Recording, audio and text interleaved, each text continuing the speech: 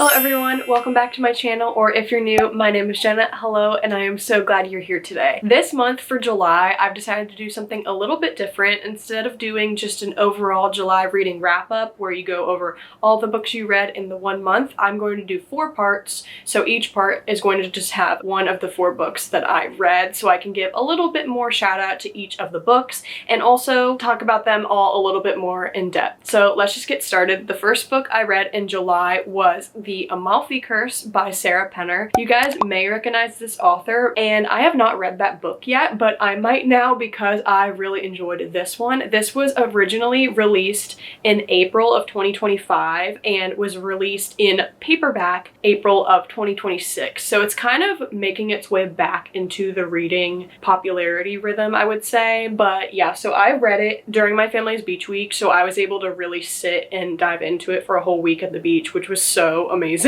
I really enjoyed this book. The Goodreads rating for this book currently 3.81, and I actually ended up rating it a 4.5. So definitely really enjoyed this book. It is a magical realism, mystery, romance, historical fiction. So if you like any of those things, I would definitely say that this is a great choice. This book takes place in Italy along the Amalfi coast. You are in Positano and a little bit of Naples as well. So if you ever are out there, definitely a great choice to read. It's beautiful. If you look at any pictures of these places, it's absolutely gorgeous. I really want to go now, especially. But yeah, so in this book, you're following 2 POVs. One of them is in a present day timeline, and then the other is in a historical timeline, and you're following 2 women. The present day is Haven Ambrose. She is a nautical archaeologist.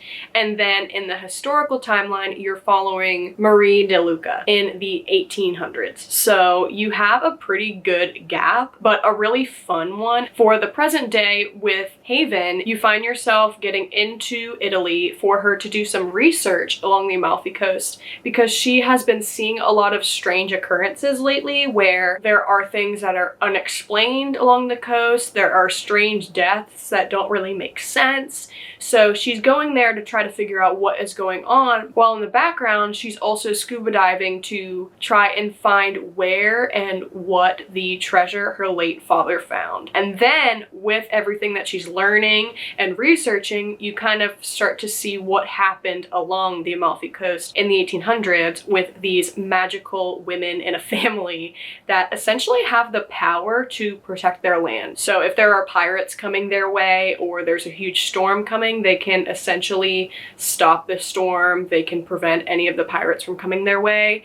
And so in this time frame of the 1800s, everyone is kind of starting to realize there's something weird going on there because they never get attacked. There's never anything really happening that's bad over there along the coast. So in that historical timeline, you're kind of following Marie and trying to not be found out that she is one of those magical women, but also finding out why there is now this Amalfi curse. I originally found this book actually in a book exchange, and I thought it was cool, the cover's cool, and then I put it on Goodreads as like my want to read, but I was like, oh cool, maybe I'll try that one day. And then like a couple months later, I found it in Target and I saw these beautiful sprayed edges and was like, yep, you're mine now. So I am so glad I got it. Of course, I rated it 4.5 stars as I said, and I'm gonna go ahead and read what's on the back of this. It says, powerful witchcraft, a hunt for sunken treasure, forbidden love on the high seas.